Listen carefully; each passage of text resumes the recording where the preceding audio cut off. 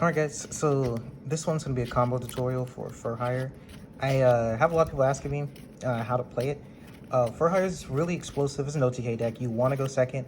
The only issue with it is it's not exactly the greatest. So we're going to get our 5 here. Until we have Dyna, Beat, Ogre, IDP, and Raphael. This is really not a good hand. And you'll understand why. There's not much we can actually do off this one. However, most of your combos will start the same. You will normal summon Beat, so we'll go ahead and do that. You activate Beat's effect to special summon. We're gonna go Raphael. Now, Beat's effect, because a monster with special summon to add from the hand, will be Chain Link 1, and this will be Chain Link 2, which will be to excavate and add. So I can excavate 1 and add to my hand, and then we can add any For Hire monster. You probably want to add something like a seal. Like I said, the issue with For Hires is there's not much we can do from this position.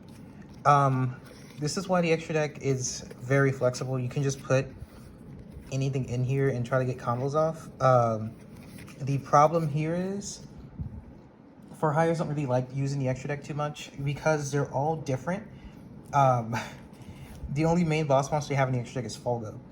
So doing combo tutorials for this is very difficult, which is why I put it off for so long. But we can try another hand. Like I said, this deck's not explosive. I have a lot of fun with it. You just kind of blind second and you pray for the best. The extra card does help. I guess I could show you guys like a going second attempt with the extra card. That extra card does make a difference. There's not much you can do going first with this deck anyway. You just kind of pray. So that'll be the card we draw. This is our normal 5. As you can see, not really the greatest. And then the card we drew was Monster Reborn. So this is better because we can start with Extrav. We always banish 6 because there's only one card that you sometimes go into in your extra deck, and that is Folgo, and you play 3 copies of it. So you can banish 6, and if you're unlucky, you're going to banish all your Folgos, which I just did. So no Folgo for this one, but you get to draw 2, which is super dope. So we get to copy another Extrav and Ogre. That's fun, I guess.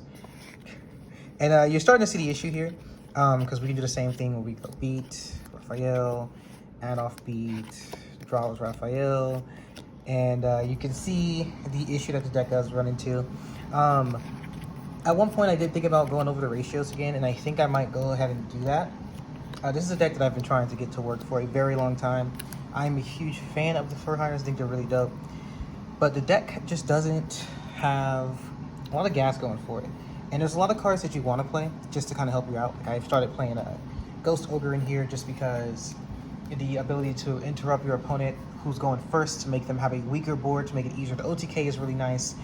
However, the Ghost Ogres are taken away from potential names that you can have, because the more For Hire names you have, the better off you are. Not sure if you guys remember from the deck profile, but you do need to have different For Hires in order to get their effects. I'm actually thinking about going back over this deck and bringing you like a better version of it, which I think I actually might do. Matter of fact, we'll do it on screen. Fuck it. You will see. This deck is interesting. So we're going to probably take out the Ghost Ogres. I feel like Ghost Ogres are a really good card. My issue here is Ghost Ogre could just be in a For Hire name. The problem here is, honestly, I don't think it's Ghost Ogre. I think I might just take out Ice Dragon's Prison. You're only really using it if you're going first, and you only play 3. It's not like you can search it or anything. And we'll just replace it with For Hire names. Give me like a couple of seconds. I'm going to grab the For Hire names wherever I put them. I normally try to keep everything pseudo-organized, but come on, let's be real. We're Yu-Gi-Oh players. We don't know what organization is.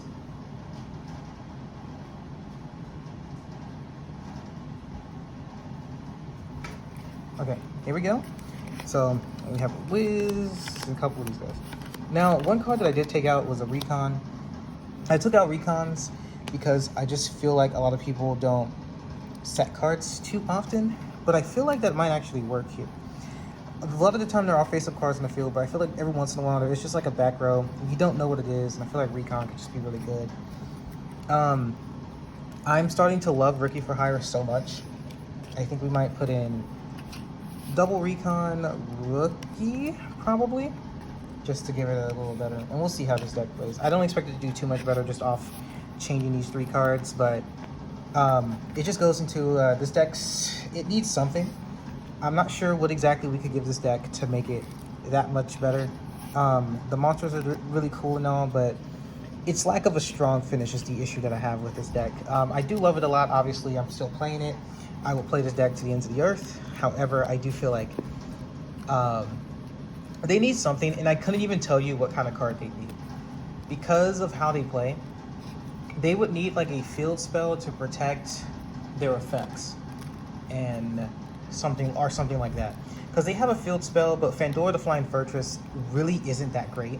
It's only good if you already have a lot of Fur Hires on the field, and it can help you in longer games. The issue is with Fur Hires, you're trying to OTK, and your opponent is probably setting up 10 negates. So we do the 5. We still draw 2 Ogre, because of course we do. And once again, you're starting to see issues here. So one card that I do like a lot is Rookie. I talked about this. So Mayhem for Hire, let's talk about this card. It's not terrible, but it's Monster Reborn for Fur Hires. It's pretty nice, but Rookie for Hire is just so much better. It allows you to basically switch out for Hires.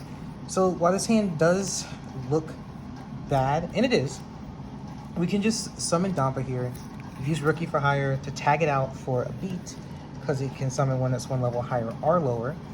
So as long as we have a 4 or a 3, we can get the beat as long as we have Rookie for Hire, which I do think I will just bump up to 3, because beat is just the mainstay of this deck.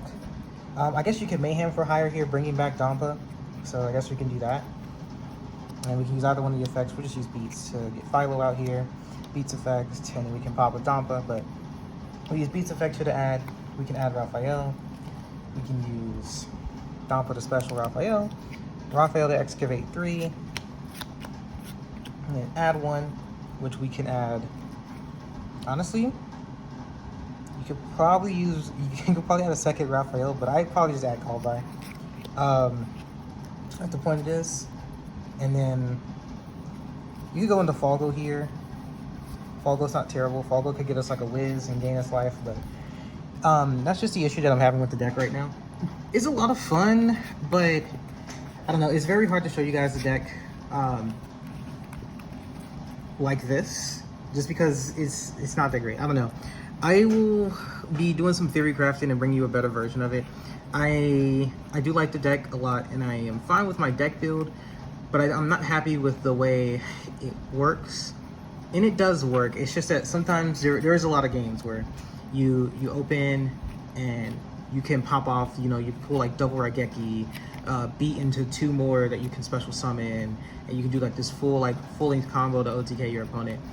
But there's equally games where you draw double Ghost Bell and then like Tikaboo plus, you know, I don't know, a double Falgo or something, or not double Falgo, a double Raphael. And there's not much you can do with that hand, and it does get frustrating. But I guess the fun part about rogue decks is I will make them work. I've seen some people do Tri Brigade for Hire, and that's an interesting thing given how the Tri Brigades work. But I'll have to do some testing before I can decide if I want to do it. The way I build decks, if you guys are interested, is I test it out first, and then I build it in paper. There's once I get dedicated to building a deck in paper, it's getting built in paper. I have some decks that I'm working on in paper right now. Those decks are the Weathery or the Weather Painters. I'm a huge fan of how they play, and with the new Weather Painter forecast, that deck's kind of doing insane. So I've been building that. I have a decent amount of the cards, but I need to finish getting that out before I can start helping getting you guys a nice video about it. Another one that I'm working on is Marincess. I'm not sure how to play Marincess. That's one reason, but also I just need the rest of the cards. I'm also working on Code Talkers. I think that deck's going to be really fun. And it's super dope, especially because you can U-Link, and you can't do that with most decks. The issue is I am not efficient at playing it.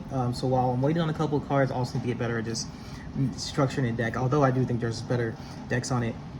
There is one deck profile I'm going to bring you guys that's interesting. It is like Shaddoll branded. And I've been testing it out. I'm not the best at it yet, but I want to bring you the deck list at least. And I'm waiting for Power the Elements. There's a few decks that are going to be finished for me once Power the Elements come out. Asu Ships is one I've been working on, but I have tried play testing the deck. The deck is not unplayable. It's just very difficult to play it without Akashari, and Akashari comes out in Power the Elements. Having 3 extra copies of Rice is going to be insane. So waiting for Power the Elements for that, and Exo Sisters because they're getting that new card, which is insane. Exo Sisters is already decent, but that card is just going to help them insanely. So we're waiting for that. And so yeah, I guess this video's, it was originally going to be like a fur hire combo tutorial, but now I'm just kind of rambling just because fur hires are not good. But I do want to bring you guys one of those eventually. Not sure what I'm going to name this video, but thank you for hearing me ramble. If you like my voice for some reason, definitely check out my other videos. If you don't want to check out my other videos, don't. But if you want to stick around, that'd be great. Anything else you want to hear me talk about? Any of these decks that you think you want to see first, like out of the Marincess, Weathery, or what's the last one I just said, the Code Talker? Yeah, because I'm interested in all 3. I'm trying to finish them all. Oh, also Lyrilusc, I'm almost done with. Lyrilusc, I feel like it's going to be kind of boring of a deck list. I feel like there's a lot of Lyrilusc deck lists out there already. But there are a couple of cards that I'm playing Lyrilusc that I don't think other people will be playing, but I don't think it's going to be too life-shocking, although I will bring you a Lyrilusc deck profile. Anyway, thanks for listening to my rambling. Enjoy the rest of your day. Goodbye.